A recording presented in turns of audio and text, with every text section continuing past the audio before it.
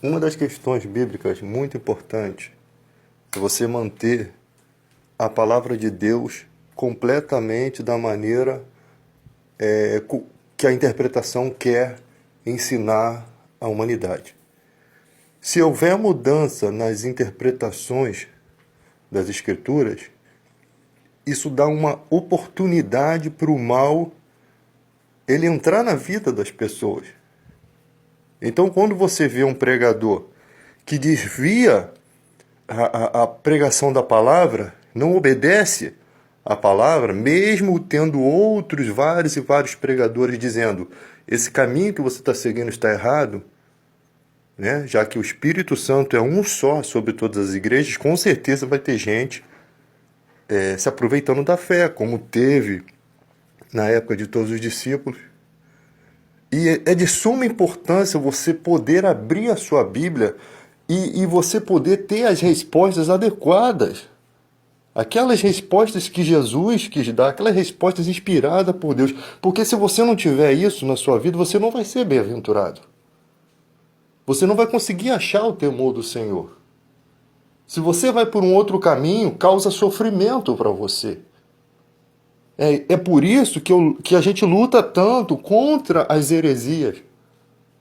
Nós temos hoje em dia líderes espirituais que não têm nada de espiritual. E eu não digo nem a vida deles. Eu digo que eles não são fiéis à palavra de Deus. Eles não são fiéis àquilo que eles ensinam na igreja, porque são mercenários da fé. Os mercenários da fé, eles não se mantêm na integridade das Escrituras, porque se ele ensinar as Escrituras conforme ela vai revelar que ele é um falso profeta, que ele é um anticristo. Todo aquele que carrega uma doutrina diferente, um ensinamento diferente das Escrituras, é um tipo de anticristo. Quando Jesus disse, aquele que comigo não junta, espalha, ele está dizendo exatamente isso. Não, ou você junta com Jesus ou você está espalhando. Só que tem uns que espalham na ignorância e outros que espalham sabendo que o povo não tem conhecimento, que o povo tem uma ignorância acerca das Escrituras, e eles se colocam naquela situação para se aproveitar, porque sempre vai ter gente iniciando na fé. Sempre vai ter, é um campo muito vasto, é muito fácil ganhar dinheiro ali. Sempre vai ter alguém que não conhece as Escrituras. E o Espírito Santo de Deus nos faz ser pessoas simples, naturais, pessoas que não precisam falar com palavras palavras especiais, como os advogados, como os juízes, porque Jesus sempre foi simples. Jesus falava de coisas simples para pessoas simples. Ele falava de semeadura, ele falava de uma forma tão simples que os simples conseguiam entender. Hoje em dia, o cara vai pregar, você não entende nada que o cara está pregando. O cara viaja, ele tem muito entendimento teológico, mas ele viaja e se esquece do principal, o foco, a simplicidade. Muita gente não vai ser teólogo, muita gente não vai ser pregador e nem foi chamado para isso. Isso não importa. O que importa é que se nós não mantivermos as Escrituras conforme elas são, quando vier o anticristo, muitos se perderão. Até rimou isso aí. Porque se hoje em dia você transforma em mito qualquer idiota, o anticristo vai ser um mito para você. Com certeza o anticristo vai ser um mito. Porque ele vai vir como Jesus Cristo, de uma forma bondosa, fazendo sinais e prodígios. Como muitos não vão crer nisso? Tem gente fazendo caravana para ver uma imagem que está supostamente chorando lá em outro lugar, em outro país. Com toda essa idolatria, como que essas pessoas não vão aceitar o anticristo como sendo ele Jesus? Como que elas não vão ser enganadas, gente? É por isso que é muito importante, quando vocês virem eu ou outras pessoas lutando, não importa se eu cair, não importa, o evangelho tem que seguir. Não importa a minha vida, o que importa é que o evangelho tem que seguir. Os homens caem, os homens se prostram, os homens são fracos, mas o evangelho tem que seguir puro. Não existe alguém como um muleta espiritual. O nosso pastor é Jesus Cristo. Então, não importa se, fulano de tal teve um pastor do passado que cometeu adultério, que errou. Não importa. O que ele pregou foi verdade. O que ele pregou era verdade. Agora, quanto à vida dele, ele não cuidou, ele não vigiou, ele caiu, mas isso não significa que tudo que ele pregou era uma mentira. É assim que o mundo vê a gente. Olha lá, ó. Tá vendo? Caiu. Olha lá, tudo que fez não vale nada. É assim que o diabo quer que as pessoas pensem. Que os esforços sejam... O diabo faz de tudo, né? E a gente ainda tem essa vida tão medíocre, né? Porque não conseguimos ficar próximos de Deus todos os dias. É tão bom. Deus nos dá a oportunidade de nos aproximarmos dele todos os dias, a todo momento, a qualquer pensamento, a qualquer respiração, Mas nós somos vidrados no mundo, nós somos presos nas coisas do mundo, nós somos distraídos, nós cobiçamos. Nós temos cobiças na mente, no coração, nós somos fracos. Todo mundo é assim. E o contato está aberto, o Espírito Santo está aberto. Eu lembro de um amigo que eu sempre via ele no ônibus, e quando eu olhava no semblante dele, eu via a presença de Deus. Ele sempre estava consagrado. E depois de um tempo eu comecei a ver ele totalmente perdido. Você percebe e você sente uma tristeza por ele, porque ele está trocando tudo por nada, ou por alguma coisa. Ele trocou a presença de Deus. Então o que eu faço? Eu oro, peço a Deus. Não é para julgar. Se eu for conversar com uma pessoa, eu vou falar para ela, eu via o brilho do Espírito Santo, mas eu não vejo mais. Quem sabe essa palavra possa trazer de volta a ele. Não diz a palavra que se alegra no céu os anjos diante de Deus quando o pecador se arrepende? Você pode não estar vivendo em adultério e estar afastado de Deus. Você pode não estar fazendo nada de errado, mas você também não está ligado a Deus. Já está errando. Tem que estar conectado com Deus. Você não liga um rádio para ouvir uma rádio que você gosta em outra estação. Você tem que estar na estação de Deus. Você tem que estar na estação onde Deus fala. Você tem que estar conectado. Hoje em dia, nós temos muitos pregadores que ficam com medo de falar, porque tem medo de perder aquele dizimista fiel da igreja, aquele que é rico. Eu não estou nem aí.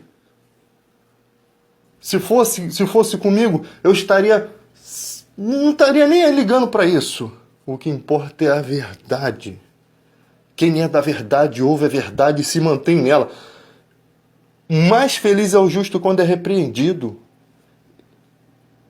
O sábio, ele busca mais sabedoria.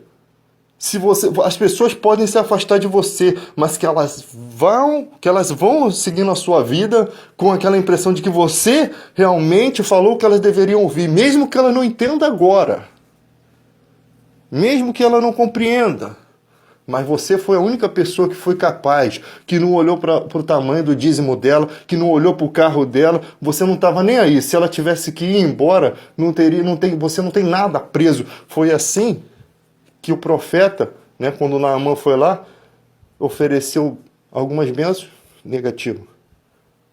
O poder não é meu, é de Deus. Não quero nada seu. Pela cura, você não pode pagar pela cura, Naamã. É como se fosse isso. É de graça, é de Deus, é dom, é bondade, é amor de Deus. Eu não posso me aproveitar dessa situação. E o que acontece hoje em dia é que algumas pessoas se aproveitam. Aí o que Deus faz? Sai, e quem fica operando naquela igreja são os demônios, enganando aquela pessoa. E ela está achando que é Deus que está fazendo os sinais. Deus não pode apoiar o engano, gente. Quem apoia o engano é o diabo. Quem fazia aquela jovem adivinhar as coisas era o diabo, quando Paulo a repreende. Toda vez que Paulo saía para a oração, aquela mulher vinha e gritava para todo mundo ouvir: esses são servos do Deus Altíssimo. Vos pregam o caminho da salvação, em um lugar que Paulo queria ficar discretamente pregando o evangelho. Ou seja, Paulo não ia lá no meio da idolatria e começava a chutar as coisas e falar que tudo aquilo ali não servia de nada e que hoje em dia católico não serve para nada. É como se fosse isso, mas lógico que o catolicismo é uma bênção em relação àquela idolatria daquela época. E a gente tem que entender uma coisa. Muita gente se prostra diante de uma imagem hoje em dia porque ainda não conhece o Deus verdadeiro, ainda não conhece. Mas mesmo assim elas estão no caminho em busca. Elas são pessoas do bem, elas são pessoas, mas só que é como na cidade lá onde havia um altar ao Deus desconhecido, que Deus permitiu que aquele povo vivesse seguindo as suas imagens. Até que chegou um dia que eles descobriram que aquele Deus desconhecido era o Deus que Paulo pregava, era o verdadeiro Deus, que no passado curou a praga daquela cidade. Estude a história direitinho. Então aquela jovem sempre adivinhava as coisas. No momento que Paulo saía, aquela mulher incomodava ele. Não deixava ele discretamente pregar o evangelho. E aí sabe o que aconteceu? Paulo percebeu que era um demônio ali. E ele relata isso para a gente ter ideia. Só que aquele lugar era um lugar que era idolatria à deusa Diana. Então aquela jovem, pela história, ela profetizava e apoiava o templo da deusa Diana. Aí você vê que o diabo, ele não faz nada, ele não faz nada sem um propósito. Quando Paulo expulsa o demônio daquela jovem, homens que ganhavam dinheiro com aquela adivinhação daquela mulher, que faziam níveis de prata para vender, da deusa Diana, se eu não me engano, deusa Diana, espancaram Paulo, bateram em Paulo. Paulo não queria ficar tomando surra por causa do evangelho, mas se tivesse que tomar, ele tomava, mas ele evitava. Não havia necessidade. Acabou que a coisa desandou, mas foi maior ainda.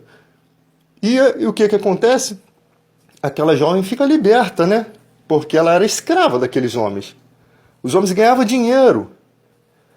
Se um dia o evangelho chegasse no coração dela, e não chegaria se aquele demônio de adivinhação estivesse ainda enganando ela, só chegaria se Paulo, no caso, só deve ter chegado quando Paulo expulsou aquele demônio dela.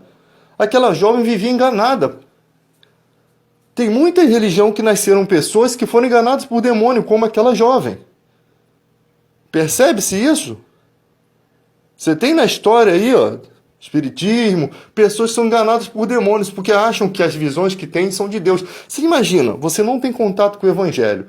Aí aparece um anjo ou começa você a adivinhar as coisas e as coisas acertarem, as coisas darem certo. Sendo que Deus nunca erra. Profecias vindas de Deus não erram, são infalíveis, porque nenhuma profecia é de particular elucidação. Homens santos falaram da parte de Deus, ou seja, Deus me revelou. Todo profeta fala isso. Ele nunca fala assim, não, foi eu que tive um sonho, ou foi eu que imaginei isso e deu assim, não. Profecias é assim, Deus chega e fala, David, fale isso, isso e isso. E Deus revela. E acontece. E 100% de chance, porque Deus é infalível, Deus é perfeito. Ah, o cara adivinhou que 10 aviões iam cair, mas só caíram 9. Só caíram 9,9,9,9. Não é de Deus. Porque aí você descobre, porque Deus é infalível. E as falsas profecias não são infalíveis. Você tem canais no YouTube aí profetizando coisas sobre o presidente, tudo mentira, não acontece. E o povo fica lá igual uns imbecis ali, vidrado naquilo. Vocês tinham que virar as costas, porque vocês estão apoiando a idolatria. Vocês estão apoiando o erro. Há um tempo atrás, tá igual aquela época da igreja que falava que a Xuxa era do diabo só porque você girava o disco ao contrário e saía uma voz maluca. Alguma pessoa ouve disco ao contrário? E mesmo que ouvisse, você não tá... Idolatria, gente. Idolatria. Por exemplo, você tem a estátua de Dom Pedro I aqui. Tudo bem, representação de Dom Pedro I. Enquanto não tiver ninguém se ajoelhando diante dela e adorando aquilo, não é idolatria, gente. Idolatria tem que estar intencionado em transformar aquilo. Ah, eu tropecei na imagem, eu tinha um pé torto, eu tropecei na imagem, meu pé ficou curado. Aí vem outras pessoas e começa também a fazer o mesmo. Isso é idolatria. Porque elas estão colocando naquela imagem uma responsabilidade de ela curar as pessoas. Elas estão assegurando que aquela imagem faz milagres. Estão dando uma deidade àquela imagem. Isso é idolatria. Enquanto aquela imagem só representar o Dom Pedro, não tem problema nenhum. Só vai acontecer, o pombo vai cagar na cabeça dele lá, né? Quando você vê na praça, quando tu vai bater a foto, tá tudo sujo lá. Não tem nada de Deus ali. Enquanto aquilo ali for uma representação comum, não tem problema algum. Não tem problema nenhum. Agora, quando se passa a idolatrar, aí sim tem problema. Você pode descobrir isso lá na história bíblica, né? Quando o Moisés vai lá para o monte e depois, quando volta, fizeram um bezerro de ouro para adorar. Eles trocaram Deus por um bezerro de ouro. O Deus que já havia sustentado eles. Deus sustentou o povo no deserto durante 40 anos e a roupa não se consumiu. E o povo não acreditava que Deus poderia dar aquela terra onde havia gigantes para eles. Só Josué e Caleb tinham fé. Porque eles não murmuravam. Porque eles confiavam. Eles mantiveram a fé. Caleb diz, tinha 40 anos quando Deus fez a promessa, agora tenho 80, mas eu tenho certeza, porque no meu coração tem vitalidade suficiente para crer que a promessa vai se cumprir. Deus, ainda que a promessa se estenda, Ele não faz você perder as esperanças. Ele gera em você a esperança. Ele gera você, Ele trabalha no seu coração para você ter fé, ter confiança. Você imagina. Com tudo isso que eu quis explicar a vocês, é por isso que o Evangelho tem que se manter fiel. O Evangelho tem que se manter imaculado. Mas como que isso acontece? Vocês ficam dando dízimos para os maiores picaretas da história, gente. Nós estamos na era da informação. O ímpio chega para você e fala assim, o ímpio que eu falo é o cara que não está na igreja, né? Ele chega para você e fala assim, seu pastor é um picareta. Aí você fala, não é não. Aí quando você vai fazer a prova real, até os cristãos falam que o teu pastor é um picareta. E como é que é isso? O Evangelho é primeiramente puro. Ele não tem sujeira. Ele não tem segundas intenções, gente. Quando o pastor prega, pode vir um ímpio que for. Os fariseus olhavam para Jesus e diziam assim, ali vai ele. A multidão o segue, mas ele não aproveita nada. Os fariseus eram capazes de ver a santidade de Jesus. Paulo, ensinando a Timóteo, ele disse, você afaste-se dessas coisas, que querem ser rico, caem em tentações e ciladas. 1 Timóteo 6,9. Esses daí que buscam essas coisas caem em tentações, porque querem ficar ricos com o Evangelho. Ele está ensinando um pastor. Então ele está falando de outros que vieram pelo mesmo caminho do pastorado ali, não sei se é a palavra certa, mas não me importa, e começaram a fazer coisas erradas. Esses caem em tentações e ciladas, e muitas concupiscências loucas e nocivas que submergem o homem na ruína e na perdição, porque o amor do dinheiro é raiz de todos os males. E nessa cobiça, muitos se desviaram da fé. Se desviar da fé, parece até uma palavra simples, mas é uma coisa terrível. O coração foi vendido. Quando Paulo começa esse texto, 1 Timóteo 6,3, ele fala que o coração do cara ficou, desse tipo de pessoa, ele se enche tanto de soberba e de mentira que o cara começa a ser enganado pelos seus próprios sentidos. Ele começa a achar realmente que está fazendo alguma coisa para Deus, ou seja, o coração dele foi entregue ao engano. Né? Foi entregue ao engano. O coração já enganou ele de uma forma tão maquiavélica que ele não consegue mais voltar atrás. Então não adianta repreender, não adianta. Né? Não adianta, porque o cara não entende. Talvez se começasse a morrer gente que pregasse coisa errada, as pessoas iam ficar com medo. Talvez servisse para alguma coisa. A pessoa, o que estou fazendo? Mas não. Então, para isso, gente, a importância de discutirmos o Evangelho, o Evangelho não tem que ser sempre discussão. A gente discute porque a gente quer o bem. A gente discute não é porque um é melhor que o outro, não. É porque a verdade sempre teve isso no Evangelho. A verdade precisa se manter imaculada.